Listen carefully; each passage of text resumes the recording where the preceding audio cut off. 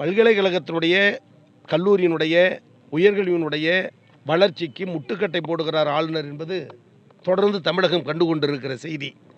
UGC வரைமுறை கொள்கையை எதிர்த்து முதலில் சட்டப்பேரவையில் தீர்மானம் நிறைவேற்றிய தலைவர் நம்முடைய தமிழ்நாடு முதலமைச்சர்.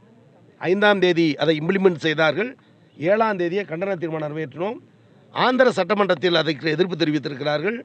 கேரளா மற்றும் தெலுங்கானாவில் இருக்கிற முதலமைச்சர்கள் தமிழக முதலமைச்சருக்கு வடு சேர்த்திருக்கிறார்கள். எனவே மாநில பிரச்சனை எதுவாக இருந்தாலும், அது உயர்கல்வியாக இருந்தாலும், பல்கலைக்கழக மானியக் குழு வரையறுத்திருக்கக்கூடிய அந்த புதிய கழுத்தை நெரிக்கக்கூடிய நெறிமுறை கொள்கைகளாக இருந்தாலும் திரும்ப பெறும் வரை நாம் போராட்டம் தொடரும்.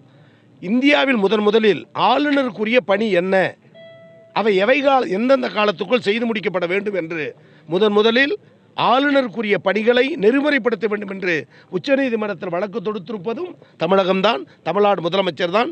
தீர்ப்பு நிலுவையில் இருக்கிறது. தீர்ப்பு விரைவில் வரும். தமிழக நலன் காக்கப்படும். முதலமைச்சர் சட்டமன்றத்தில் போராடி அதை தீர்மானத்தை நிறைவேற்றியிருக்கிறார்.